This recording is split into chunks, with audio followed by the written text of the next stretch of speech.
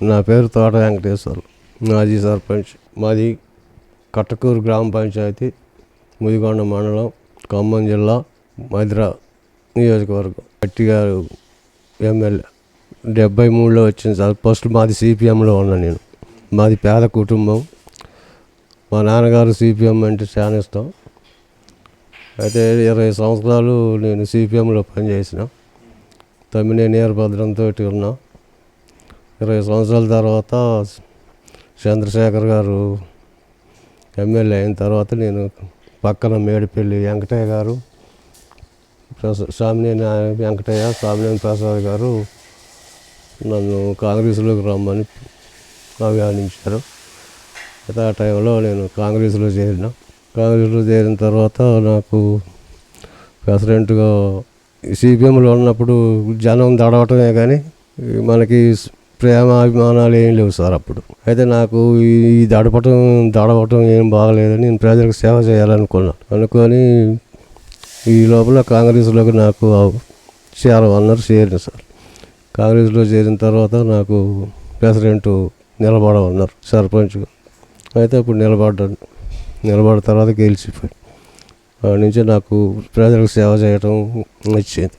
ఊరికి sir panchayat office కట్టించినాం. నీళ్ళకి bore వేయించినాం, మంచినీళ్ళకి school కట్టించినాం. సరే దేవుడి గుళ్ళు కూడా కట్టినాంలే కానీ సార్ అవి గవర్నమెంట్ కాదు కదా సార్, సొంతం మట్టి రోడ్డు, కంకర రోడ్లు వేసినాం. జనం కూడా మంచిగానే చేసారా అన్నారు.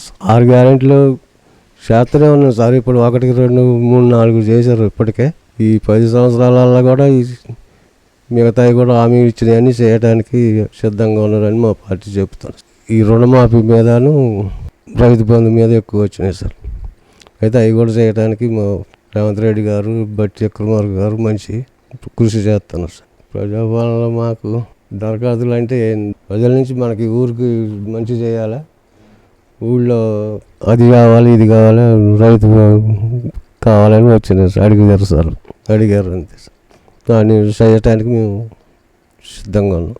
1,00,000 మందికి 50 లక్షల లోపు కానించి మొన్నటి వరకు 1,50,000 అయినాయి. ఇప్పుడు 2 లక్షలది త్వరలో కాబోతుంది రుణమాఫీ. కేంద్ర బడ్జెట్ చేయడానికి మా బట్టి గారు ఉన్నారు. ఏది తెచ్చినా అది మాకు ఇష్టమే సందవారు వారే మాకైతే చూస్తారు సార్. అది మాకు ఒరిగింది ఏం లేదు గంట కదా సార్. సార్ మేము అంత దాకా పోకపోయినా మా బట్టి గారు అదో ఇదో చెబుతాడు. మాకు దానివల్ల ఒరిగింది ఏం లేదనిపించింది. అప్పుడు పెద్దగా ఏం చేయలేదు సార్, మామూలుగా చేశారు. వీలైనంత వరకు మధిర నియోజకవర్గాన్ని అయితే బాగానే చేశారు బట్టి గారు. అప్పుడు మరి కేసీఆర్ గారు ఉండి తదిగా ఇవన్నీ మంచిగా జోళ్ళ కొంచెం వెనకబెట్టిండు.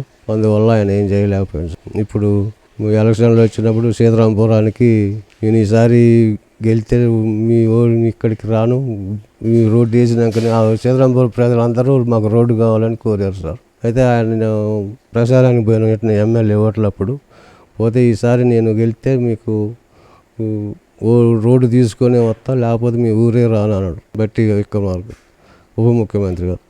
అయితే గెలిచిండు. ప్రమాణ స్వీకారం చేసి ఇంటికి పోకుండానే సీతారాంపురం రోడ్డు తీసుకొచ్చి ఇచ్చిందని మాకు చెప్పి పెద్ద. మేము అప్పుడు పాలాభిషేకం చేసిన ఆయనకి మంచిగా చేసిండని మాకు అభిప్రాయం.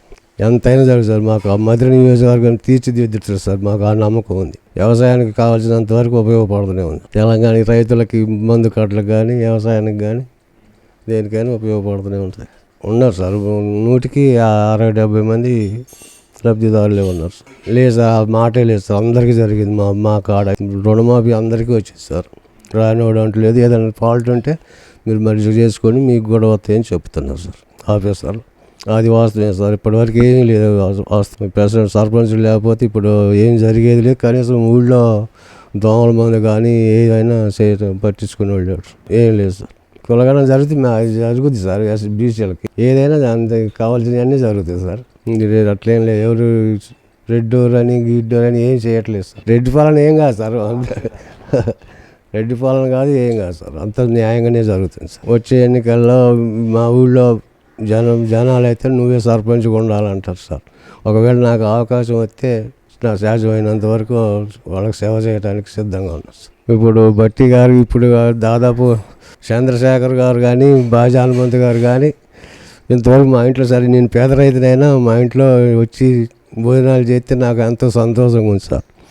మొన్న ఈ మధ్య బట్టి గారు భార్య వచ్చి భోజనాలు చేశారు మా ఇంట్లో.